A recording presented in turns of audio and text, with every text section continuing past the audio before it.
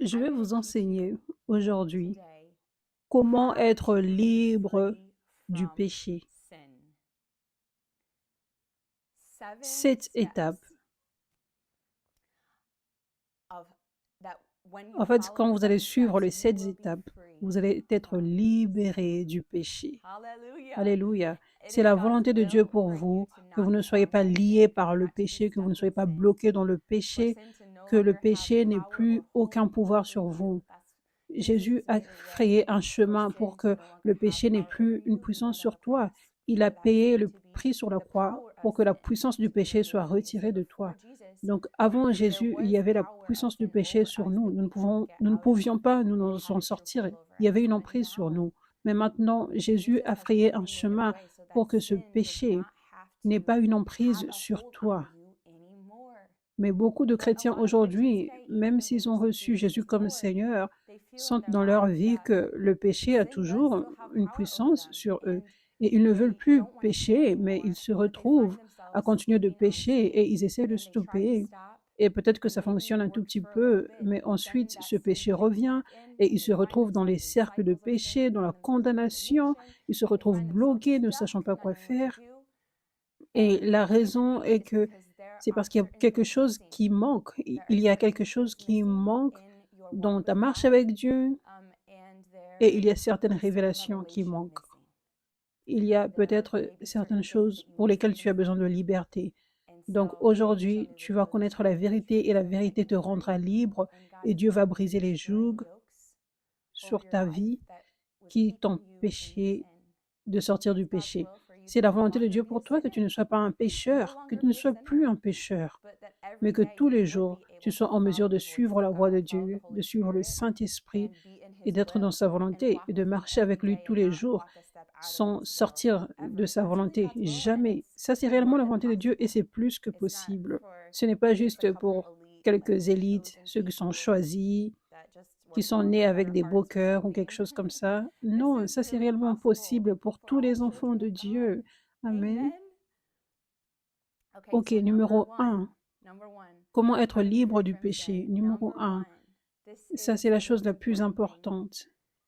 C'est, premièrement, tu dois rencontrer Jésus. Réellement rencontrer Jésus.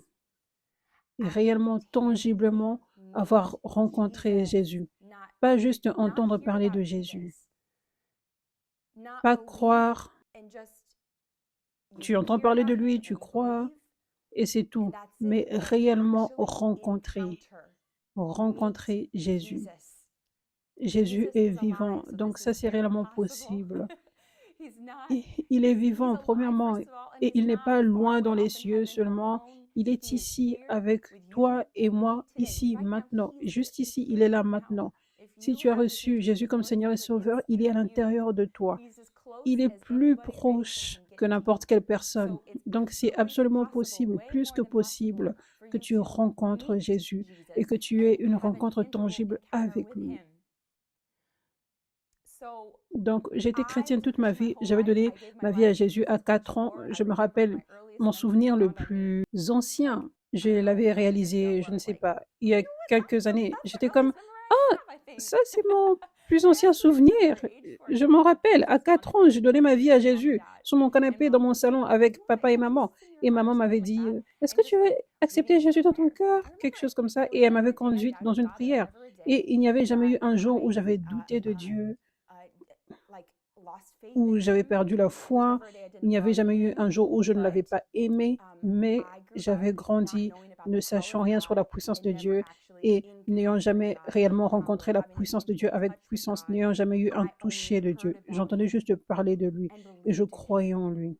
Et aussi, je voyais ses fruits dans ma vie. En effet, je voyais la paix, la joie et l'amour de Dieu qui venait au travers de mes parents et d'autres personnes dans ma famille, toutes ces choses. Mais je ne peux pas dire que j'avais réellement rencontré Jésus et que j'avais cette rencontre réelle avec lui. Donc, je vivais une vie tiède quand j'étais arrivée à l'âge du lycée. Je n'avais pas la révélation de l'importance de la parole de Dieu, pourquoi nous devons suivre la parole. Donc, je ne prenais pas réellement la parole de Dieu au sérieux. Donc, j'ai ouvert beaucoup de portes au diable. Je vivais tiède, tiède. Même si j'aimais Dieu, j'avais de la passion pour Dieu, je voulais toujours avoir une relation avec Dieu parce que je ne savais pas comment on fait ça, mais j'entendais juste des gens disaient qu'on pouvait avoir une relation avec Dieu. Au lycée, j'entendais ces choses-là. Mais moi, je disais juste une prière le soir et je vivais avec une bonne morale, comme il dit de le faire, et j'allais à l'église. Donc, ça, c'était ma vie. Ensuite, quand je suis arrivée à l'université, ma soif pour être dans une relation avait réellement grandi. Je ne savais toujours pas comment avoir une vraie relation avec lui. Je commençais à sentir plus de conviction que je devrais être abandonnée. Je voyais que je n'étais réellement pas abandonnée. J'allais dans des fêtes, j'avais un pied dans le monde, mais j'allais à l'église 2 fois par semaine et j'aimais beaucoup parler de Dieu dans le monde. Mais je n'avais pas réellement de temps mis à part pour Dieu, où je le mettais en premier, mais en fait, je l'incorporais juste dans ma propre vie. Et ensuite, quand j'ai déménagé à Los Angeles, dès que je suis arrivée à Los Angeles, Dieu avait mis ce feu dans mon cœur pour me chercher comme jamais auparavant. Et à Los Angeles, j'ai fini par rencontrer la puissance de Dieu pour la première fois. Et ma description, comment je décris cette rencontre que j'avais eue avec Dieu et ce toucher tangible, pour moi, en fait, c'était une parole prophétique que j'avais reçue parce que c'était la puissance de Dieu qui se manifestait au travers de son serviteur. Et il y avait cette conscience que Dieu me parlait une parole réma d'aujourd'hui. Et avec cela était venue une révélation que Dieu était avec moi pendant tout ce temps, qu'il était réellement avec moi, qu'il me connaît intimement. Vous lisez cela dans la Bible, mais c'est différent quand tu as réellement cette rencontre avec la puissance de Dieu, où tes yeux s'ouvrent. Donc tu passes de juste croire à savoir. Savoir plus que toute autre chose que tu sais dans le monde, tu sais. J'étais baptisée dans le Saint-Esprit. Et ça, c'est là que j'avais eu un toucher tangible où j'avais senti le Saint-Esprit pour la première fois. Je l'avais senti prendre le dessus sur ma bouche. Je commençais à parler en langue. Et aussi, juste être dans cette pièce, l'atmosphère où les miracles se produisaient, où je voyais les démons être chassés, je vois les gens être guéris. Juste voir le mouvement du Saint-Esprit. Je décris cela aussi comme une rencontre. Rencontrer Dieu également de cette façon, parce que il y a une conscience qu'il vient, qu'il est dans la salle avec toi. C'est tellement tangible, sa proximité, sa réalité. Son amour est réel, sa puissance est réelle. Toute chose devient tellement tangible, réelle. Donc, toutes ces rencontres m'ont conduite. Cela avait conduit à ce que mes yeux s'étaient ouverts pour voir que Dieu réellement m'aime intimement moi. Et cela avait ouvert mes yeux pour voir que Dieu était digne de mon abandon complet. Et cela avait ouvert mes yeux pour voir que qui suis-je pour penser que je sais ce qui est mieux pour ma vie et m'accrocher à mes plans et à mes rêves, vous savez. Cette ouverture des yeux, cette révélation était venue sur moi au travers des rencontres que j'avais eues avec Jésus. Les rencontres avec Jésus, je l'avais réellement rencontré. Donc, je l'avais réellement rencontré, j'avais réellement connu son caractère et j'étais devenue amoureuse de lui. Parce que lorsque tu rencontres réellement Jésus, tu vas tomber amoureux de lui. C'est inévitable quand tu rencontres réellement Jésus. Donc, 1 Corinthiens 2, verset 1, ça dit, Paul dit, pour ma part, frères et sœurs, lorsque je suis venu chez vous, ce n'est pas avec une supériorité de langage ou de sagesse que je suis venu vous annoncer le témoignage de Dieu, car j'avais décidé de ne connaître parmi vous rien d'autre que Jésus-Christ et Jésus-Christ crucifié. J'ai été faible, craintif et tout tremblant chez vous. Ma parole et ma prédication ne reposaient pas sur les discours persuasifs de la sagesse humaine, mais sur une démonstration d'esprit et de puissance. Donc, Paul dit, je m'étais assuré d'être un serviteur de Dieu oint. je m'étais assurée que lorsque je sers, je sers avec la direction du Saint-Esprit en autorisant à Dieu de se manifester au travers de moi, comme il le veut, avec puissance. Donc, alors que je sers, ce n'est pas moi qui touche les gens, ce ne sont pas mes paroles qui touchent les gens, ce ne sont pas mes présentations, mes divertissements, ma comédie, mon show qui touchent les gens, mais c'est Dieu lui-même qui touche les gens. Dieu lui-même avec sa puissance qui touche les gens. Paul dit, « Mon message et ma prédication ne reposaient pas sur les discours persuasifs de la sagesse humaine. » Tu peux y ajouter le divertissement, la comédie, le show, le théâtre,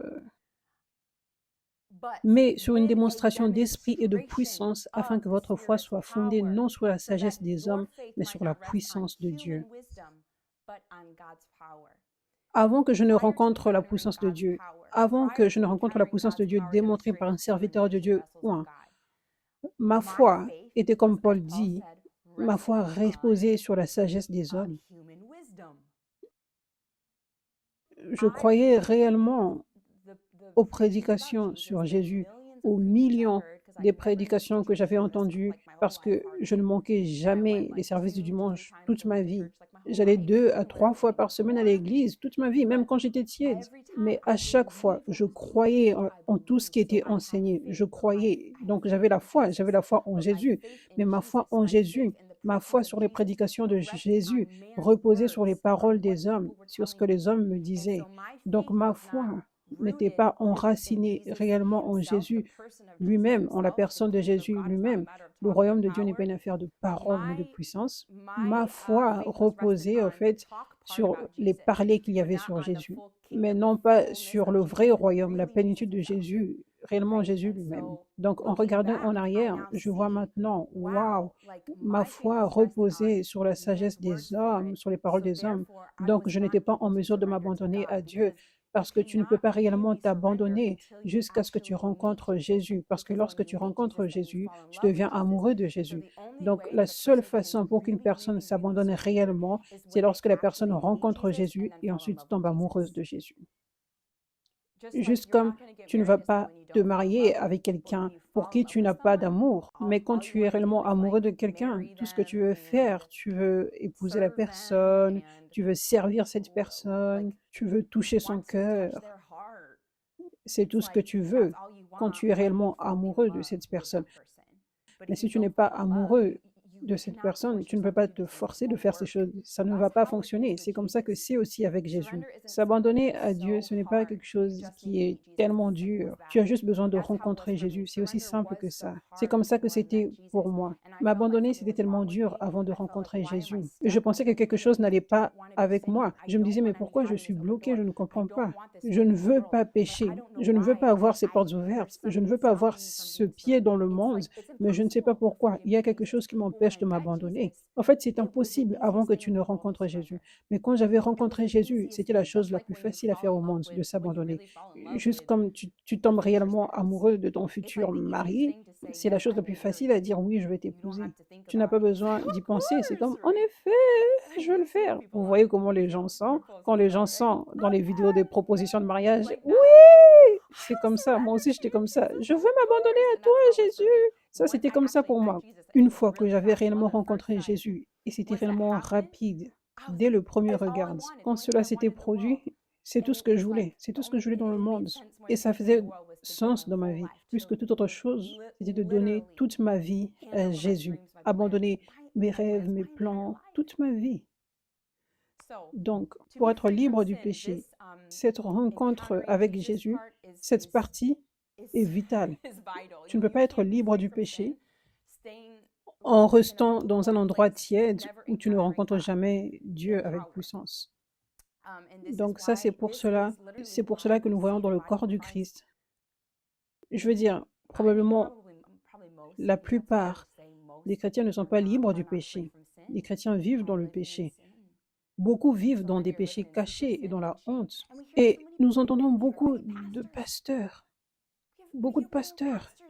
qui boivent. Nous entendons ces choses. même les pasteurs. Mais la raison de pourquoi ils sont bloqués dans le péché, pourquoi les chrétiens, beaucoup de chrétiens sont bloqués dans le péché, c'est simplement parce que ces gens n'ont pas rencontré la puissance de Dieu. Et ils étaient comme j'étais avant. J'aimais Dieu, j'aimais parler de Dieu plus que toute autre chose, avant que je ne m'abandonne réellement à Dieu. Authentiquement, j'aimais Dieu et j'étais passionné sur Dieu. Mais j'étais bloqué dans le péché, j'étais bloqué dans une vie tiède. Ça, c'est pour cela que la puissance de Dieu dans l'Église n'est pas optionnelle. C'est la chose la plus importante. Si le royaume de Dieu n'est pas une affaire de parole, mais de puissance, c'est le royaume. Nous avons besoin de la puissance. Sinon, les gens seront bloqués dans le péché. Donc, numéro 1, rencontrer Jésus. Numéro 2, s'abandonner. Donc, ça, c'est la plus grande clé de comment être libre du péché. C'est s'abandonner. Abandonner tes plans, ta volonté, tes rêves, toutes choses. Donner cela à Dieu et réellement le vouloir. Et évaluer dans ton cœur les domaines où tu n'as pas tout donné à Dieu. Et donne cela à Dieu. Si tu te retrouves bloqué, si tu te retrouves bloqué et que tu n'es pas en mesure de réellement t'abandonner, si tu te retrouves à ne même pas sentir dans ton cœur que tu veux t'abandonner, alors ce que tu dois faire, c'est de chercher Dieu. Parce que Jérémie 29, 13 dit, « Vous me chercherez et vous me trouverez si vous me cherchez de tout votre cœur. » Ce qui m'a emmené à rencontrer Jésus et ensuite à abandonner tout à Jésus, c'était de le chercher. J'avais commencé à le chercher comme jamais auparavant. Donc, il y a beaucoup de personnes qui n'ont pas trouvé Jésus dans sa plénitude, qui n'ont pas eu ce point de rencontre. Pour avoir cette rencontre avec Dieu, sa puissance, donc tu dois chercher. Commence à chercher. Tu devrais juste avoir la crainte de Dieu pour faire cela. Ce n'est pas à propos de si tu le sens ou pas. Si tu sais que tu devrais être abandonné et tu te sens bloqué, donc tu n'es pas abandonné, cherche Dieu, cherche-le. Cherche-le. Comment tu le cherches? Trouve là où il se manifeste avec puissance afin que tu aies une rencontre avec lui. Comme ce live ici, sa puissance est ici, son onction est ici. Tu vas le trouver ici. Continue de venir, continue de regarder les lives. Continue de te connecter. Viens en personne si tu peux. Ça, c'est chercher. Et c'est une promesse que Dieu donne. Quand tu me cherches de tout ton cœur, tu vas ensuite me trouver. C'est une promesse de la part de Dieu. Cela va se produire. C'est comme si il se cache, mais ensuite se laisse découvrir. C'est un peu comme les parents qui jouent « je me cache et tu me trouves ». Le parent veut faire en sorte que ce ne soit pas dur pour que l'enfant le trouve, mais il y a un peu de cachotterie pour que la recherche prenne place, pour que la soif dans le cœur de la personne prenne place. Dieu ne se force pas. Ça, c'est pour cela qu'il veut qu'on le cherche, parce qu'il ne se force pas. Tu dois vouloir le désirer.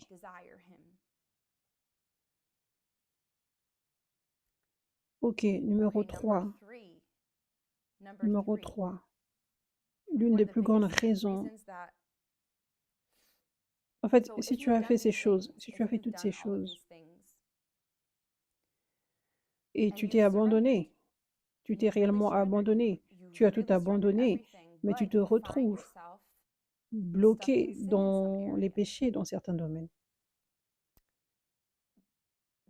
La plus grande raison, c'est probablement parce que tu as besoin de liberté.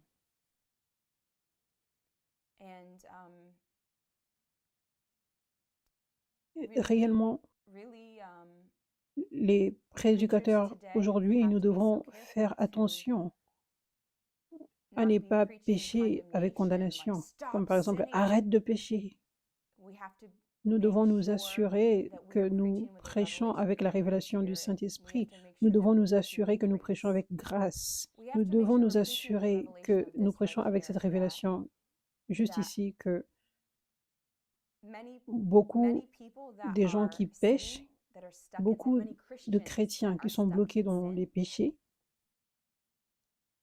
ces chrétiens ne veulent pas pécher. Et ils ont essayé et encore. Ils ont encore essayé, encore et encore, pour arrêter de pécher. et ils font toutes les bonnes choses. Ils passent du temps avec Jésus, ils sont dans la parole, ils parlent avec Jésus, prient, ils viennent à l'église, ils servent, ils viennent dans les lives.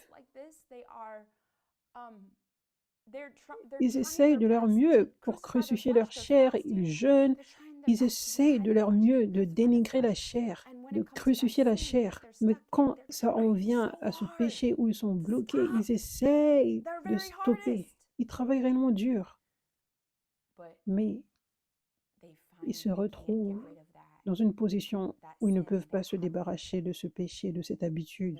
La raison est que c'est parce que cette personne est dans des oppressions de l'ennemi. Cette personne a des oppressions démoniaques. Cette personne a une chaîne invisible autour d'elle.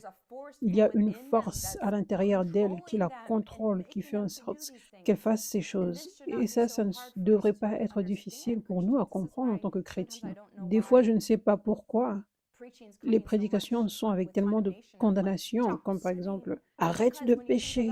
Parce que quand tu penses de la drogue, quand tu penses de l'alcool, je veux dire, je n'ai jamais été addict, mais j'ai entendu que c'est horrible. J'ai vu des documentaires, des films, que c'est horrible. En fait, prendre la drogue et l'alcool, c'est fun pour la personne au départ. Mais quand ils arrivent à ce point d'addiction, c'est vivre l'enfer. Donc, ces gens ne veulent absolument pas faire cela. Ils préfèrent leur vie avant. Donc, absolument, ils ne veulent pas continuer de pécher. Ils ne veulent pas continuer de prendre la drogue, l'alcool, par exemple. Mais il y a une force qui le contrôle de l'intérieur, qui fait en sorte qu'ils ne peuvent littéralement pas stopper. Donc, nous devrions réellement avoir plus de grâce pour les gens, comprendre que ça, ce n'est pas un problème de cœur. Ça, ce n'est pas qu'ils n'ont pas assez la crainte de Dieu, qu'ils n'aiment pas assez Dieu, qu'ils ne sont pas assez disciplinés. Juste arrête de pécher. Non, cette personne a besoin de délivrance, elle a besoin de liberté. Il y a une chaîne autour de la personne, une chaîne invisible autour de la personne dans le monde spirituel. La personne donnerait tout pour ne plus être addicte, pour arrêter de faire ce qu'elle fait. Mais il y a une chaîne. Ces gens sont en prison, aidez-les. Et ce qui se passe, c'est que quand une personne est dans des oppressions, quand une personne a des oppressions démoniaques, c'est comme si cette personne était bloquée en prison. Ces gens sont bloqués. Et la Bible dit que c'est l'onction qui brise les jougs. L'onction. Et nous savons dans la parole, au travers de la parole de Dieu, de l'Ancien Testament au Nouveau Testament, nous voyons que c'est la puissance de Dieu que Dieu place dans un serviteur, pas dans tous ses serviteurs. Il aimerait le faire, mais c'est la vraie puissance qui peut être abusée, donc il ne la donne pas à n'importe qui. Nous voyons qu'il y a des serviteurs choisis, ceux qui sont humbles, purs et qui sont abandonnés à Dieu, qui vont faire sa volonté, peu importe comment Dieu veut, peu importe ce qu'est la volonté de Dieu, ils vont le faire. Ils vont mourir complètement à leur volonté. Alors Dieu va déposer l'onction dans ses serviteurs, comme Élie, Élisée, Moïse, l'apôtre Paul, l'apôtre Pierre, Timothée. Ce sont quelques exemples dans la parole de Dieu. Donc l'onction, c'est la puissance de Dieu qui choisit de mettre dans ses serviteurs. Et ce qu'il déclare dans le Nouveau Testament, ce qu'il déclare à ses apôtres, à ses disciples, sur qui il dépose cette onction. Il dit, je vous ai donné la puissance, je vous ai donné l'autorité sur toute la puissance de l'ennemi. Cela signifie, je vous ai donné l'onction, j'ai relâché l'onction, j'ai relâché la puissance de Dieu en vous. Cette onction a la puissance pour détruire les jougs. Et ensuite, il dit, chasser les démons.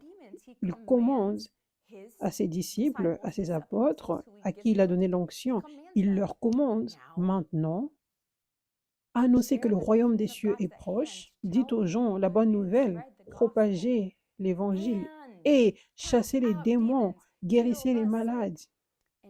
Et Jésus n'a jamais dit chassez les démons dans vos propres corps. Vous savez, il a dit chasser les démons dans la vie des autres personnes. Parce que les gens qui ont des démons ont des chaînes autour d'eux. Ça, c'est pour cela qu'ils essayent de crucifier la chair. Ils essayent de renoncer par eux-mêmes. Ils essayent tout par eux-mêmes. Ils mettent l'onction sur eux-mêmes. Ils jeûnent pendant des semaines jusqu'à ce qu'ils maigrissent complètement. Ils essayent tout. Ils crient aux démons en eux, sortez! Mais rien ne se passe. Pourquoi? Parce qu'il y a une chaîne autour d'eux qui a besoin de l'onction que Dieu place dans un serviteur. Ils ont besoin que cette onction vienne pour détruire ce joug, que ce serviteur utilise son autorité et qu'il commande à cette chaîne d'être brisée, que ce joug soit brisé, que ces démons partent. Et ça, c'est comme ça que nous voyons les gens être libérés à l'Église des Actes. Comment les gens étaient libérés, comment les démons étaient chassés. Ça dit, on emmenait les malades et ceux qui étaient possédés par les démons, là où l'apôtre Pierre servait les gens. Et l'apôtre Pierre marchait. L'onction en lui était tellement puissante que son ombre touchait les gens. Et les démons partaient, les malades étaient guéris. Ça, c'est notre explication. Comment les gens étaient libérés des démons. Les gens ne crucifiaient pas leur chair, encore et encore et encore, et jeûnaient pour 40 jours et commandaient aux démons de sortir d'eux-mêmes. Non, ils se positionnaient là où ce haut niveau d'onction était. Cette onction venait sur leur chaîne comme un feu. Et ils commandaient aux démons de partir. Donc, ça, c'est l'une des plus grandes raisons aujourd'hui. La première grande raison de pourquoi les chrétiens sont bloqués dans le péché, c'est qu'ils n'ont pas rencontré la puissance de Dieu, donc ils ne sont jamais tombés amoureux pour être en mesure de s'abandonner. Et la deuxième plus grande raison, plusieurs fois c'est deux en un, la deuxième plus grande raison, c'est que la personne est dans les oppressions. Donc la personne reste dans le péché non par choix et non parce que la personne ne crucifie pas assez sa chair en faisant toutes les bonnes choses qu'un chrétien doit faire. Mais en fait, la personne a besoin de délivrance. Il faut qu'il y ait un serviteur oint pour chasser le démon ou les démons hors de la personne. Et ensuite, cette personne sera libre de ce péché. La personne ne péchera plus parce que la personne ne voulait même pas pécher tellement de fois. Et je l'ai vu, c'est tellement beau de le voir à 5F Church. C'est tellement beau de voir ceci à 5F Church. Nous voyons ces gens tellement qui sont même dans notre équipe qui sert. Comment ces gens étaient bloqués dans des péchés avant. Et ils ont été libérés, ils ont rencontré Dieu, ils sont tombés amoureux de lui. Et maintenant, ils sont abandonnés à Jésus, complètement transformés. Ils ne sont plus des pécheurs, mais ils vivent pour plaire à Dieu. Ils sont en mesure de vivre pour plaire à Jésus. Ça, c'est comme ça que les choses sont censées être. Ce n'est pas supposé être tellement dur. Pour moi, j'avais rencontré la puissance de Dieu et ça n'avait pas pris des mois, des années, plusieurs années. C'était immédiat. J'avais rencontré la puissance de Dieu et c'était tout. Je l'avais aimé du premier regard. J'avais tout abandonné et je ne m'étais jamais égaré de cet abandon. L'abandon a juste augmenté avec les années. Ce n'était pas dur d'être abandonné à Jésus. J'avais juste besoin de sa puissance. Dieu le rend simple quand tu peux juste être en mesure de le rencontrer. Parce que sa puissance est tellement puissante. Sa puissance t'aide. Une fois que tu peux inviter sa puissance, son onction dans ta vie, il t'aide à vivre pour lui plaire. Il t'aide. Quand ton esprit est nourri par l'onction, tu n'as même plus un appétit pour le péché. Tu n'as plus un appétit pour les choses du monde.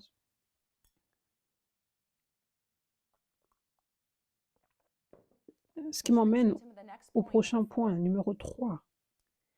Comment être libre du péché? Tu dois être équipé. Tu dois être équipé. Tu as besoin d'être nourri par l'onction. L'onction qui vient au travers des serviteurs. Parce que ça, c'est le plus grand système de Dieu pour équiper, pour nourrir son peuple. C'est la grande façon qu'il utilise pour relâcher sa puissance sur les gens. Pas juste pour que les démons partent, mais pour équiper, pour nourrir et pour faire en sorte que l'homme spirituel soit nourri. Comme je vous l'avais mentionné avant, quand j'avais rencontré la puissance de Dieu, cela avait ouvert mes yeux et cela avait fait en sorte que je sois en mesure de m'abandonner. Une partie de ce qui m'a permis de faire ça. C'était simplement de voir les miracles, simplement être dans l'église, là où les miracles se produisaient. Un jour qui m'avait marqué pour toujours, qui m'avait changé pour toujours. C'était mon père spirituel, prophète Jordavi. J'étais allée dans son église une fois. C'était avant que je n'ai une idée de comment il y a un besoin de délivrance en Amérique et dans le monde et que Dieu allait m'utiliser pour chasser autant de démons. C'était avant cela.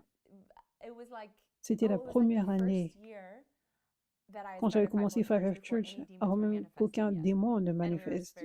Et nous étions tellement petits. Et j'étais allée dans un service de délivrance. Et c'est là que j'avais vu la délivrance de masse pour la première fois. J'avais vu une personne chasser un démon dans la vie d'une autre personne avant, mais je n'avais jamais vu une délivrance de masse avant. Des tonnes de démons manifestés en une fois dans la vie des gens. Et ensuite, Jésus, avec sa puissance, avait chassé tous les démons. Ils étaient tous partis. Donc, j'étais allée et j'avais vu la réalité du monde spirituel, ce que la puissance de Dieu faisait dans l'atmosphère, en faisant en sorte que les démons manifestent, qu'ils parlent. Cela m'avait ouvert les yeux pour voir à quel point le diable est méchant et à quel point il travaille au travers de ces démons pour tourmenter les gens. Et je veux dire, j'avais grandi exponentiellement ce jour-là parce que mes yeux spirituels s'étaient ouverts. C'était comme plus qu'aller à l'école depuis plus de 10 ans parce que mes yeux s'étaient tellement ouverts pour voir, pour comprendre comment nous vivons dans une bataille spirituelle, pas une bataille de la chair et de sang. Et j'ai pu voir réellement comment les démons travaillent durement. Ils sont tellement méchants dans la vie des gens. Et c'est comme ça que les gens se comportent comme ils se comportent des fois. Ça, c'est pourquoi les gens ont été méchants avec moi des fois. Ça, c'est pourquoi ces gens se comportent de cette façon. Ça, c'est pourquoi ces gens continuent d'abuser et de faire des mauvaises choses. Beaucoup de fois, ce n'est pas que les gens ont des mauvais cœurs, mais c'est que le monde spirituel est réel, le diable est réel, il y a beaucoup de démons. Les démons jouent avec beaucoup de personnes, tourmentent beaucoup de personnes. Et littéralement, ils vont au-delà de juste influencer. Ils contrôlent les gens pour qu'ils fassent des choses, pour qu'ils soient méchants, qu'ils abusent. Et cela m'avait donné de la compassion et de la grâce et de l'amour pour les gens, pour mes ennemis, comme jamais auparavant. À partir de ce jour-là, j'étais changée. À partir de ce jour-là, j'aimais mes ennemis. J'avais vu les gens dans le monde spirituel depuis ce jour-là. J'avais la compassion pour les gens. J'étais comme, je veux qu'ils soient libres. Ça, c'est comme ça que j'étais depuis ce jour-là. Juste en étant là où l'onction, dans l'église, là où l'onction se manifestait. Cela m'avait changé pour toujours. Et cela a fait en sorte que je sois plus comme Christ en un jour, en un service. J'avais tellement grandi. J'étais transformée à l'image de Dieu. Dieu avait touché mon cœur et transformé son cœur tellement pour être comme lui en un service. Plus que si j'étais allée à l'école biblique pour 50 ans. La façon dont Dieu avait transformé mon cœur et ouvert mes yeux et m'avait enseigné des choses.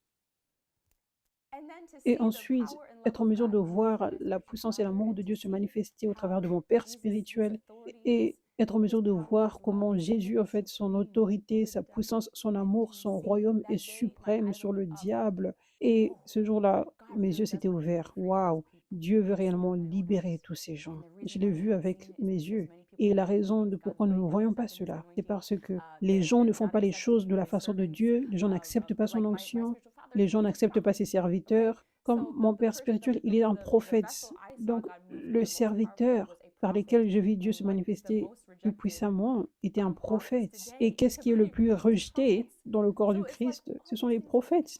Donc, toutes ces choses faisaient sens. Oh, oh, Dieu est tellement plus extraordinaire que je ne le réalisais. Il veut guérir, délivrer tous ces gens, mais les gens doivent l'accepter dans ces systèmes. Dieu ne va pas, il ne va pas se plier aux gens avec leur cœur orgueilleux. Alléluia.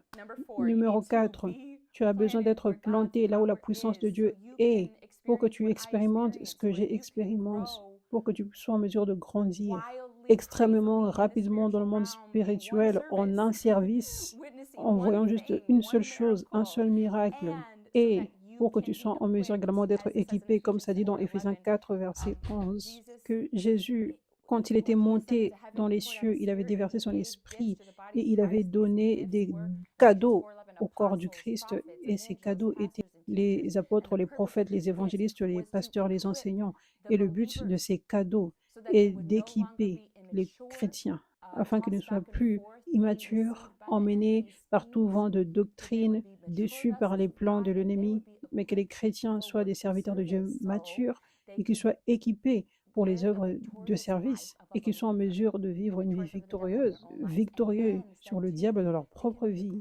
Et ensuite, deuxième étape, ils pourront être équipés et recevoir un transfert d'onction pour marcher dans la puissance de Dieu eux-mêmes, parce que ça, c'est notre but, de vivre une vie victorieuse sur le diable et aider les autres, emmener les gens vers Jésus par sa puissance au travers de nous, chasser les démons dans la vie des autres, libérer les autres, guérir les autres par la puissance de Dieu. Ça, c'est pour cela que nous sommes ici. C'est notre but. Donc, tu dois être équipé pour accomplir ce but. Donc, ça, c'est le système de Dieu pour être équipé. C'est d'être planté là où la puissance de Dieu se manifeste dans sa vraie Église, afin que tu sois en mesure de recevoir ses enseignements loin et juste être même simplement en présence de l'onction, afin que l'onction te touche juste comme une chute d'eau. Tu viens juste et tu es baigné sous la chute d'onction. Tu dois y aller, tu dois y aller, tu dois te positionner là. Et c'est extraordinaire de vivre dans cette saison dans laquelle nous sommes, parce que ça peut être fait en ligne maintenant. Ça, c'est ce qui se passe maintenant. Ça, c'est ce qui se passe maintenant. Maintenant. Vous savez, l'onction descend comme une chute d'eau sur vous maintenant. Avec cet enseignement, vos yeux spirituels s'ouvrent au travers de ces enseignements et les miracles vont se produire. Et les choses que vous regardez également vont faire en sorte que vous grandirez dans le monde spirituel. Cela va ouvrir vos yeux sur l'amour de Dieu et la réalité du monde spirituel. Donc votre cœur va être transformé à l'image de Dieu juste pendant que vous êtes ici aujourd'hui à regarder. Donc, cet équipement, c'est réellement important. Cet équipement est juste se positionner pour recevoir cette onction. Parce que ton homme spirituel a besoin d'être nourri.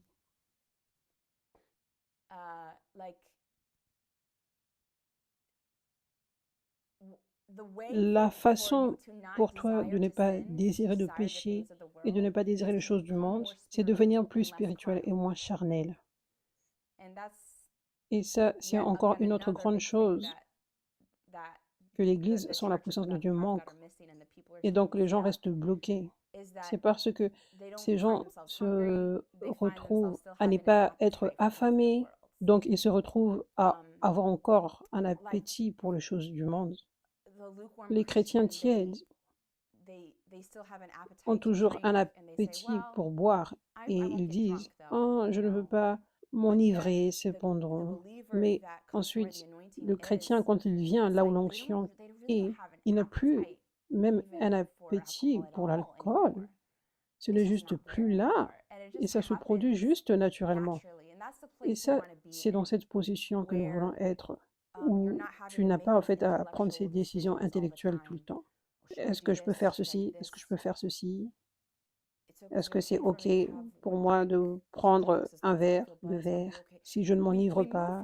Nous devons quitter cet endroit, être tellement transformés à l'image de Christ que nous sommes juste conduits par le Saint-Esprit. Nous désirons juste plaire à Dieu, nous désirons juste les choses de l'Esprit et donc les choses du monde qui, peut-être on n'avait même pas beaucoup d'emprise sur nous avant, mais quand même un peu, nous ne désirons même plus ces choses. Donc, il n'y a aucune place pour le diable. Tu vis de façon tellement spirituelle.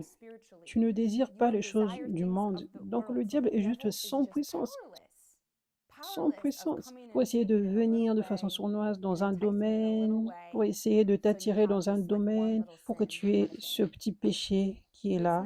Ce n'est pas là parce que ton appétit pour le péché, ton appétit pour les choses du monde n'est pas là. La plus grande façon pour que cela se produise, c'est de te positionner là où l'onction est et recevoir le baptême du Saint-Esprit, ce qui va se produire lorsque tu vas te positionner là où l'onction est.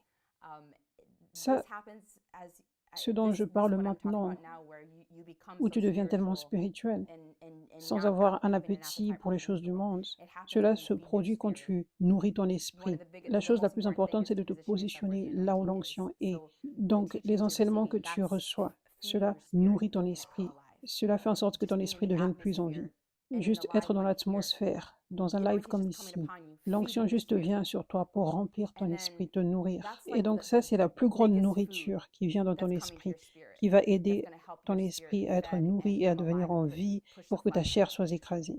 Ensuite, tu as besoin de faire également ton propre travail personnel dans le monde spirituel, alors que tu vis dans ton quotidien. Ce qui va ressembler à ceci: l'intimité avec Dieu, la relation avec Dieu, la communion avec lui tout au long de tes journées, passer du temps dans la parole de Dieu toi-même, prier en esprit, parler en langue et t'assurer que tu ne fasses rien qui nourrisse ta chair. Fermer les portes au diable. Focaliser tes yeux sur Jésus et sur les choses qui édifient ton homme spirituel. Ça, c'est comme ça que tu nourris ton esprit et que tu fais en sorte qu'il devienne plus en vie. Je dis que la partie la plus importante, c'est d'être planté là où l'onction est, parce que c'est comme Dieu lui-même qui nourrit ton esprit, ton homme spirituel, afin que lorsque tu quittes cet endroit, tu as cette onction transférée en toi, tu l'as reçue, et ce n'est pas comme «Oh, je lutte pour ouvrir ma Bible». Non, maintenant tu veux ouvrir ta Bible. Et je sais que ça c'était comme ça également pour moi. Quand j'avais premièrement rencontré la puissance de Dieu, quand j'étais dans cet endroit où la puissance de Dieu se manifestait, pour la première fois de ma vie, je courais pour aller lire la Bible. Je courais pour passer du temps seul avec Dieu, pour la première fois de ma vie. Mais cela s'était passé grâce aux rencontres avec la puissance de Dieu. Être là où l'onction était, en fait, c'est un peu comme de l'électricité. C'était comme «Waouh! Dieu, tu es extraordinaire et je veux passer du temps avec toi, je veux passer du temps dans ta parole», des choses comme ça. Donc tu dois te brancher, tu dois te brancher, tu dois venir dans les lives, alléluia. Comme beaucoup de fois après les lives, tu as l'impression que tu as juste envie de louer Dieu. Tu as l'impression que tu veux juste passer du temps avec lui. Alors que sans ceci, sans cette onction qui vient sur toi, sans être dans cet endroit où l'onction est relâchée et où ton homme spirituel sera donc nourri, c'est plus difficile pour toi de faire ces choses. Tu te sens plus fatigué dans l'esprit. Ça, c'est pour cela que c'est important. C'est vraiment important. Parce que être là où l'onction est va apporter ce désir naturel de prier dans l'esprit. Ça va te donner ce désir naturel de lire la parole, de passer du temps avec Dieu et de continuer de venir à l'église, de continuer de venir dans les lives. Ok, donc aussi, une autre grande partie du fait d'être équipé, c'est que c'est là que tes yeux spirituels vont s'ouvrir. En fait, numéro 3, quand j'avais dit que c'est l'onction qui brise le joug, ça c'est Ésaïe 10, verset 27. Si vous prenez des notes, l'onction brise le joug, Ésaïe 10, verset 27. Donc, l'une des plus grandes raisons de pourquoi tu as besoin d'être équipé, recevoir des enseignements ouin qui ressemblent à de la vraie viande, pas juste du lait, c'est parce que les messages sont prophétiques. Donc Dieu va beaucoup t'aider. Il sait quelle stratégie spécifique du diable qui se passe dans ta vie cette semaine-là. Et donc, lorsque tu es planté, il va conduire au serviteur d'enseigner sur quel point tu es encore aveuglé, sur quelle stratégie le diable utilise pour venir, pour que tu sois protégé, pour que tu aies la victoire, parce que tu as reçu cet équipement. Mais aussi, numéro 2, c'est que d'autres personnes sont bloquées dans les péchés parce qu'ils ont des portes ouvertes au diable qu'ils ne réalisent pas, parce qu'ils n'ont pas eu le propre équipement, les enseignements remplis d'onction, des choses plus profondes dans le monde spirituel. Ça dit, Éphésiens 4, verset 27, ne donnez pas un accès au diable ou ne donnez pas de place au diable. Donc ça dit ceci dans la parole de Dieu comme une instruction. Et c'est une alerte. Si tu donnes un accès au diable, tu laisses littéralement une porte débloquée, ouverte. Donc tu sais ce que cela signifie. C'est comme 1 plus 1 égale 2. Donc tu laisses une porte ouverte au diable, alors le diable sera en mesure de venir. Cette parole dans la Bible était écrite pour les chrétiens en passant. Ça ne disait pas ne donnez pas un accès au diable, mais même si vous laissez les portes ouvertes il ne sera pas en mesure de venir. Non. Pourquoi cette instruction serait là alors? Cette instruction est là parce que les démons peuvent entrer dans la vie d'un chrétien lorsqu'il y a eu un accès, une porte ouverte. Donc, la chose, c'est que beaucoup de gens ne comprennent pas qu'est-ce que c'est ouvrir une porte au diable. Donc, les gens donnent un accès au diable, donc ils pêchent. Et cela emmène encore à d'autres péchés à cause de l'accès qui a été donné au diable, que ce soit que cela fait en sorte qu'ils aient un démon ou ils n'ont pas un démon. Mais la porte qui est ouverte fait en sorte qu'il y ait une grande tentation au péché où ils ne peuvent pas résister. Juste une façon où le diable vient avec de la tentation. Donc, il y a juste beaucoup de domaines où une personne peut être en train d'ouvrir des portes au diable. Donc, c'est important que tu reçoives des enseignements oints afin que tu sois alerté de ces stratégies sournoises que le diable utilise pour venir. Donc, par exemple, j'avais récemment fait une série, quelques enseignements dans mes lives et les dimanches à 5F Church sur les relations, les liens d'âme démoniaques. J'enseignais donc que le diable peut venir de façon sournoise dans les relations. Tu peux penser que tu es en train de faire des choses chrétiennes, aimantes, en autorisant à certaines personnes d'avoir un accès dans ta vie, alors que Dieu te dit, ne laisse pas à cette personne la possibilité d'être tellement proche. Vous savez, comme Jésus avait seulement 12 disciples qui étaient proches de lui et ils étaient tous abandonnés à Dieu et ils vivaient des vies pures et il avait seulement laissé à 3 la possibilité d'être réellement proches de lui. Donc, des fois, les gens ont des gens qui ne sont pas abandonnés à Dieu et ils emmènent ces gens dans leur vie proche. Ils les laissent avoir beaucoup d'accès dans leur vie. Ils les laissent les appeler à n'importe quel moment, les envoyer un message, sortir tout le temps, peu importe à quel moment la personne dit viens, sors avec moi. Tu te sens mal, tu as l'impression que tu n'aimes pas réellement la personne si tu ne vas pas sortir avec elle, alors que c'est de la désobéissance à Dieu. Tu n'es même pas supposé laisser la possibilité à la personne d'être proche de toi de cette façon. Donc Dieu t'appelle à faire quelque chose de différent, à le servir, passer du temps avec lui, regarder les lives, peu importe, mais à la place, tu traînes avec la personne. Mais donc, quand tu ne reçois pas cet équipement, tu penses que tu sers Dieu, tu penses littéralement que tu fais quelque chose d'aimant, tu sacrifies. Ça, c'est juste un exemple de comment il y a beaucoup des chrétiens qui donnent des accès au diable sans même avoir conscience de cela. Et cela fait en sorte qu'il y ait des attaques non nécessaires de la part du diable. Et ces chrétiens pourraient avoir des démons à cause de ces portes ouvertes.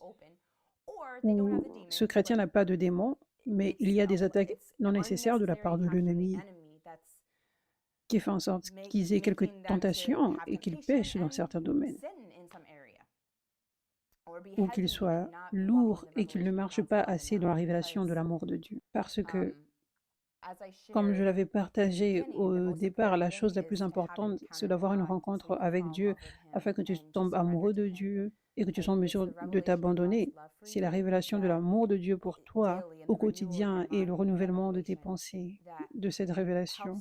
C'est ça qui t'aide à rester tous les jours abandonné à Dieu et cela t'aide à ne pas pécher. C'est de marcher dans cette révélation de l'amour de Dieu. Donc ça, c'est réellement important.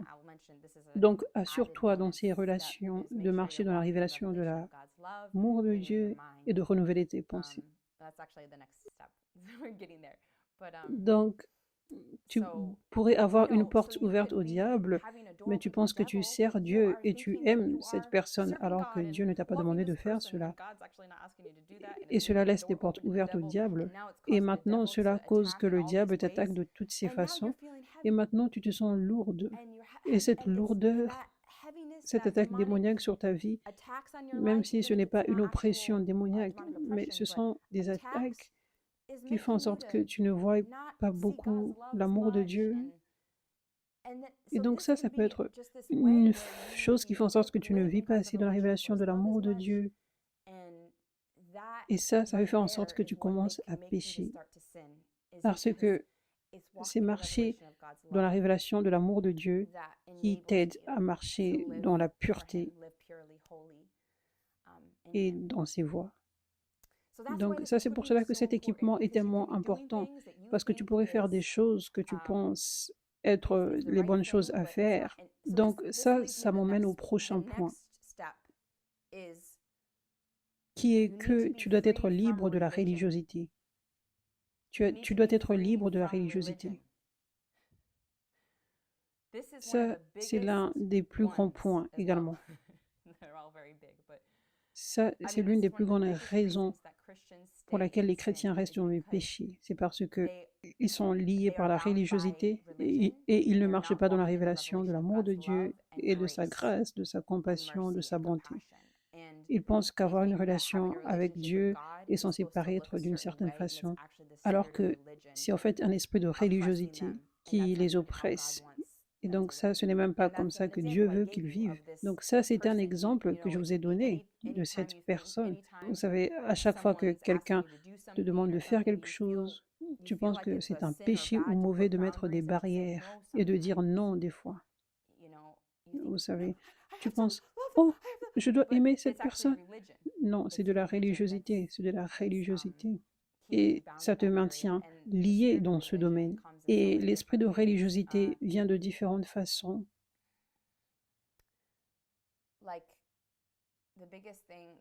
La plus grande chose que nous voyons, c'est que les gens pensent que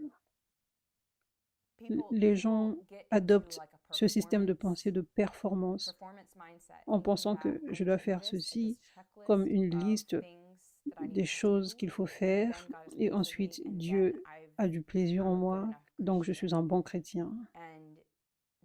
Et les gens finissent par tomber et se remplissent de condamnation parce qu'ils pensent, oh, cela signifie que je ne suis pas un bon chrétien, ceci signifie que Dieu n'a pas du plaisir en me regardant, alors que le Saint-Esprit ne se présente pas à toi avec une liste à cocher tous les jours. Le Saint-Esprit te conduit là où il veut et cela va paraître différent tous les jours. Et là où il te conduit, il y a une grâce pour que tu sois en mesure de faire ces choses. Et il y a certains d'entre vous qui faites des listes religieuses que Dieu ne vous a pas donné la grâce de faire. Disons que j'ai vu ceci dans ma vie avant. Disons que dans ta liste, il y a temps de prière avec Dieu et lecture de la Bible pour 1 heure à 2 heures. Mais ce jour-là, Dieu t'appelle à le servir de différentes manières et cela peut paraître comme passer du temps avec tes enfants, ça peut paraître comme nettoyer ta maison, ça peut paraître comme aider quelqu'un avec quelque chose, ça peut paraître comme faire quelque chose pour l'Église, servir Dieu, ça peut paraître comme passer du temps avec quelqu'un qui a juste besoin d'amour et ça peut paraître comme dans ma vie faire des choses banales comme éditer des vidéos, des choses banales pour le ministère, des choses techniques, banales, qui ne paraissent pas réellement spirituelles, mais ces choses sont spirituelles. Si Dieu te demande de faire quelque chose, c'est la chose la plus spirituelle que tu puisses faire. Si Dieu te demande de faire la vaisselle à une certaine heure, alors ça, c'est la chose la plus spirituelle que tu puisses faire à ce moment-là. Ça, c'est comme ça que c'est avec Dieu. Donc, disons qu'il y a un jour particulier et tu as une liste à cocher. Et dans cette liste, il y a passé 2 heures, disons, à prier et à lire la Bible. Mais ensuite, Dieu t'appelle aussi à faire toutes ces choses différentes, comme toutes les choses que j'ai listées. Donc, tout d'un coup, c'est la fin de la journée, tu t'endors sur le canapé, tu t'endors et tu te réveilles. C'est la journée d'après, tu te réveilles. Oh, oh, je n'ai pas lu la Bible. Donc, ce jour-là, peut-être que Dieu te voulait dans ce jour-là, juste ce jour-là. Je ne dis pas tous les jours, juste ce jour-là. Dieu voulait que tu l'emmènes. En fait, il veut que tu le fasses tous les jours. Il voulait que tu l'emmènes dans chaque partie de ta journée, que tu sois intime avec lui, que tu lui parles, que tu loues alors que tu faisais ta vaisselle, que tu lui parles alors que tu étais dans la voiture, que tu passes du temps avec lui, que tu ouvres ta Bible, peut-être l'application Bible sur ton téléphone, que tu lises le verset du jour, que tu médites dessus, que tu ouvres tes notes que tu avais prises à l'église le dimanche, les notes de ce live, les notes que tu avais prises, les versets qui étaient cités dans ce message, et que tu médites dessus, que tu y penses tout au long de ta journée, afin que tu grandisses et que tu apprennes réellement, pas juste manger quelque chose sans réellement digérer. Donc que tu sois réellement en mesure de digérer, que cela fasse partie de toi, que tu regardes à nouveau sur ce que tu avais noté, que tu y penses tout au long de ta journée. Peut-être que Dieu voulait que tu aies ton temps de lecture de la Bible et d'intimité et de temps de prière avec lui tout au long de cette journée. Donc, ça allait peut-être être 1 heure ou 2 heures ou 3 heures à parler avec lui, à penser à la parole de Dieu, mais cela était censé être alors que tu faisais la vaisselle, alors que tu conduisais ta voiture, peu importe. Et ce jour-là, ça, c'est ce que Dieu voulait que tu fasses. Ce jour-là particulièrement, je ne dis pas tous les jours, je ne dis pas tous les jours, ce jour-là en particulier. Et il t'appelait à faire les montages vidéo, à faire la vaisselle, à aller chercher tes enfants, à ranger ta maison, à travailler, à passer du temps avec telle personne. Et donc, à la fin de la journée, tu n'as rien fait de mal. Tu étais réellement dans sa volonté. Tu étais parfaitement dans sa volonté. Et il est fier de toi. Mais l'une des choses les plus tragiques, c'est quand Dieu est fier de son enfant. Il aime son enfant tellement, mais tout ce que son enfant voit, c'est une voie de condamnation, alors que ça n'existe pas. Il n'y a aucune condamnation en Christ, mais il y a cette voix de condamnation qui dit tu n'as pas fait assez, je suis dessus de toi. Et donc, à la place de vivre dans la révélation de l'amour de Dieu et de sa grâce, la personne vit dans la condamnation et dans la honte tous les jours. Et la partie la plus malheureuse, c'est que non seulement cela t'emmène de plus en plus loin de Dieu, ça t'éloigne de la vraie intimité avec lui et de son amour, mais quand cela se produit, rappelez-vous, j'avais dit que plus tu restes dans la révélation de l'amour de Dieu pour toi, plus tu deviens comme lui et tu as une vie sans péché. Tu vis sans péché. Tu vis pour lui plaire, je veux dire. Si c'est l'opposé, alors les péchés vont commencer à apparaître. Parce que plus tu es proche de Dieu, plus tu deviens comme lui et plus tu vivras pour lui.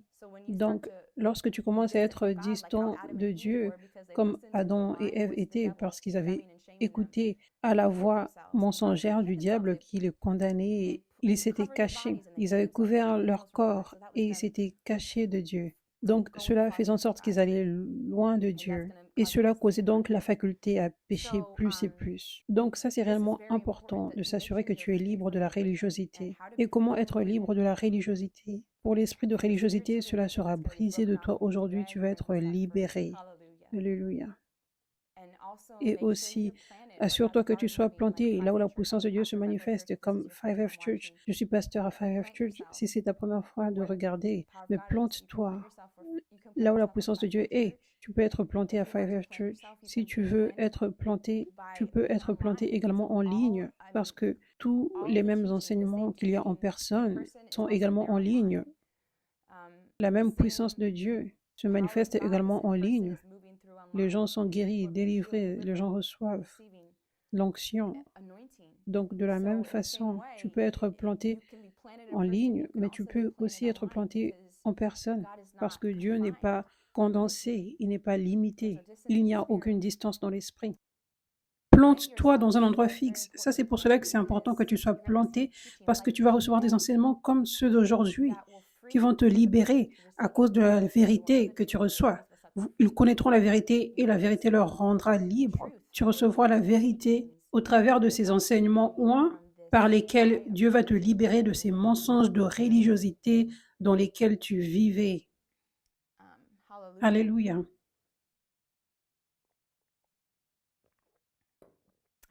Je pense que ça, c'est l'une des plus grandes raisons que beaucoup de chrétiens pensent qu'ils sont toujours bloqués dans le péché. C'est parce qu'ils pensent qu'ils ne sont pas assez à la hauteur. Mais c'est juste qu'ils vivent de façon religieuse. Ils vivent dans une boîte religieuse confinée, alors que le Saint-Esprit est hors de la boîte et il veut te conduire ici, là, ici, là. Il veut que tu aies de l'intimité, de la relation partout où tu vas. Et beaucoup de gens, ça c'est ce dans quoi Les chrétiens ont beaucoup du mal souvent. Ils pensent que leur temps de prière seul avec Dieu et la lecture de la parole dans leur chambre, ils pensent que ça c'est le seul lieu d'intimité avec Dieu. Ils pensent dans leur pensée que ça c'est le moment où moi et Dieu sont ensemble. C'est le moment où nous avons de l'intimité. C'est le moment où je lui parle, où il m'écoute. Et c'est ce moment-là qu'il me parle. Ça se produit là. Et les chrétiens ne voient pas ce temps se produire à un autre moment.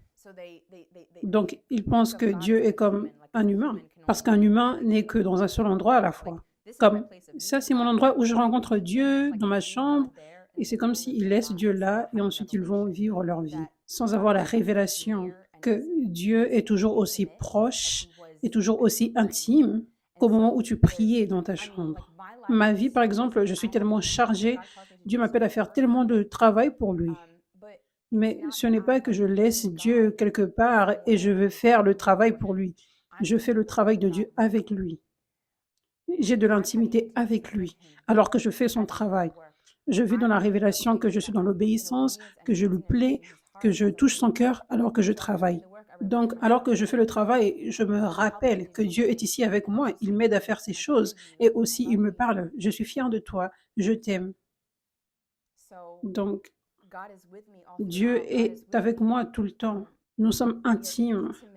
Donc, je ne juge pas mon intimité avec lui basée sur la routine religieuse. Le temps de dévotion, non. Mon intimité avec Dieu, c'est quand je me réveille, c'est quand je vais dormir. Et même quand je dors, il est toujours avec moi. Il est avec moi tout le temps. Et quand tu vis dans cette révélation, cela t'aide à être libre de la religiosité, à être libre de la honte, de la condamnation, et cela t'aide à voir Dieu comme une personne qui est avec toi, qui n'est pas juste un Dieu aux cieux vers qui tu pries. Ok, maintenant, il est temps de prier le Dieu qui est aux cieux, mais il est avec toi, il est ton meilleur ami, il ne te quitte jamais, et il fait toutes choses avec toi. Amen. Alléluia. Ok, le dernier, le dernier point, numéro 7. Le 7e point pour être libre du péché, c'est d'avoir la combinaison de la crainte de Dieu. Donc, avoir la crainte de Dieu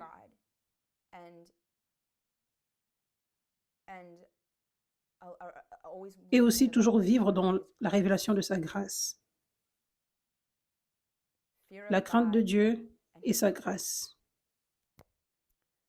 Donc, tu dois vivre dans la crainte de Dieu, comme par exemple, je ne veux jamais sortir de sa volonté. Tous les jours, Seigneur, je veux être dans ta volonté, je veux rester dans ta volonté, je veux te plaire. Et réellement, ça c'est vraiment important. Peut-être que tu as été un chrétien pendant longtemps, tu as besoin de t'humilier, tu as besoin de t'humilier. Il y a beaucoup de personnes qui prêchent comme ces pécheurs, ils jugent d'autres personnes. Ils ont besoin d'arrêter de pécher. Et aussi, il y a de la jalousie là. Donc, eux-mêmes, peut-être qu'ils vivent une vie sans péché dans d'autres domaines. Comme par exemple, ils ne jurent pas, ils ne prennent pas la drogue, l'alcool, ils ne couchent pas avec des gens. Ils passent du temps avec Dieu régulièrement, ils vont à l'église, ils servent. Ils se sentent comme s'ils vivent une vie parfaite. Mais ils ne font pas régulièrement un contrôle de leur cœur et ne gardent pas la crainte de Dieu, comme quoi Dieu voit le cœur. Donc, ils autorisent au péché de rester dans leur cœur en termes d'orgueil, en termes de jalousie et des motivations égoïstes. Donc, c'est important que c'est deux modèles. Il y a deux côtés. Tu dois avoir la crainte de Dieu et en même temps la grâce. Parce que j'ai rencontré certaines personnes. Oh, j'ai besoin d'un chargeur. Attendez quelques secondes.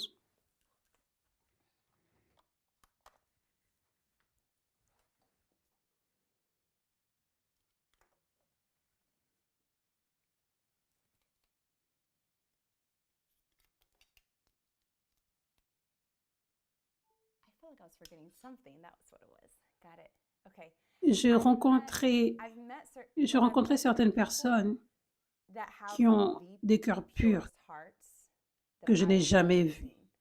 Réellement des vrais cœurs purs, tellement rares. Mais ils n'en ont aucune idée. Et ils pensent qu'ils ont des mauvais cœurs. J'ai rencontré ces gens, j'ai parlé avec eux, je les ai encouragés et ils ont été libres de ce mensonge du diable. Donc, le diable ne veut pas que ceux qui ont un cœur pur vivent dans la révélation de l'amour de Dieu. Parce que c'est là que tu es en mesure d'être réellement transformé à l'image de Dieu, d'être confiant dans qui tu es et d'être un serviteur de Dieu puissant. Parce que pour être un serviteur de Dieu puissant, tu ne peux pas avoir des insécurités. Tu dois savoir que Dieu t'aime. Tu dois savoir qu'il est fier de toi. Tu es humble, mais tu dois être confiant dans qui tu es en tant qu'un enfant de Dieu bien-aimé, vous savez. Et donc, le diable envoie cette attaque spécifique sur ceux qui ont un cœur pur, ceux qui n'ont pas la jalousie, l'orgueil. Et deux fois, le diable va envoyer des mensonges d'orgueil et de jalousie vers la personne.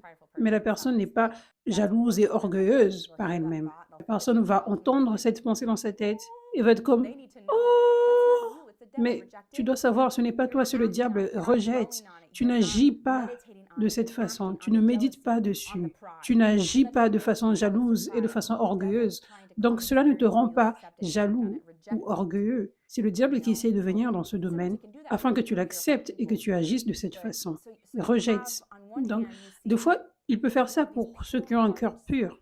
Donc, tu as d'un côté, tu vois ceux qui ont des cœurs purs, qui beaucoup de fois ne sont pas des serviteurs de Dieu puissant, parce qu'ils ne voient pas que leur cœur est pur et ils croient au mensonge du diable que le cœur n'est pas pur. Et tu vois de l'autre côté, les cœurs qui ne sont pas purs, les cœurs qui se trouvent tellement bons, ils sont remplis de jugement et d'orgueil et de jalousie.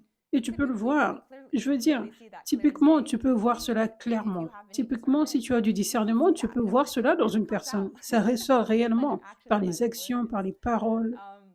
Et ces gens n'ont aucune idée qu'ils sont comme ça deux fois. Des fois, ils pensent que leur cœur est bon.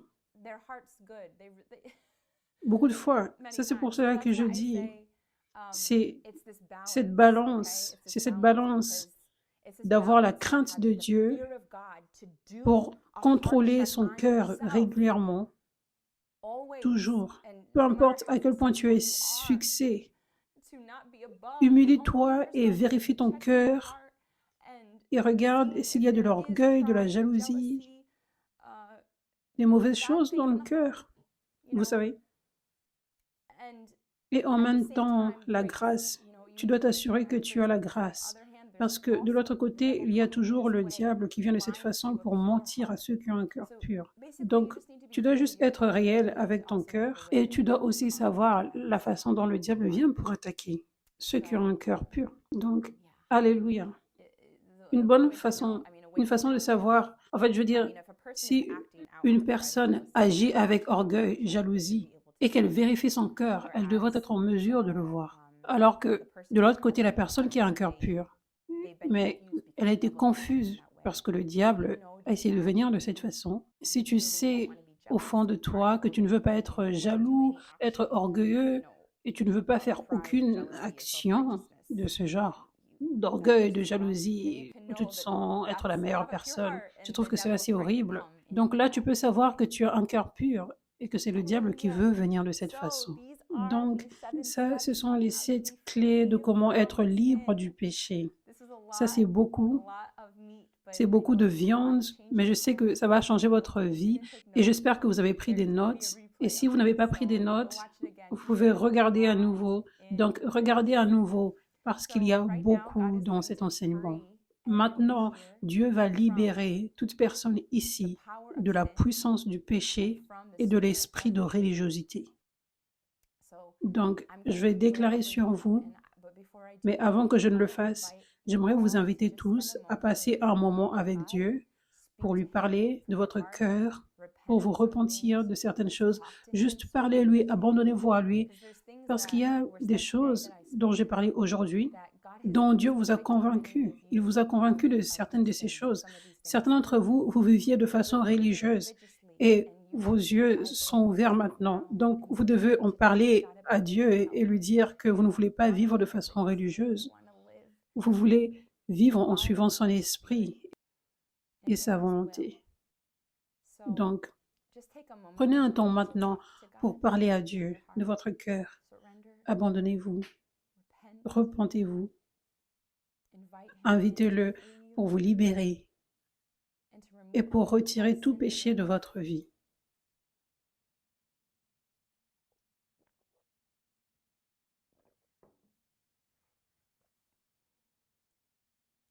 Merci Jésus. Merci Père.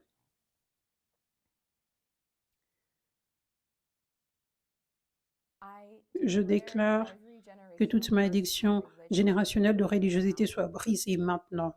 Cette doctrine religieuse qui a été passée génération après génération, dans laquelle tu as grandi de performance, ces listes religieuses où tu ne te sens jamais à la hauteur, la façon dont les membres de la famille ou les membres de la famille, de l'Église, t'ont fait comprendre que tu devrais avoir honte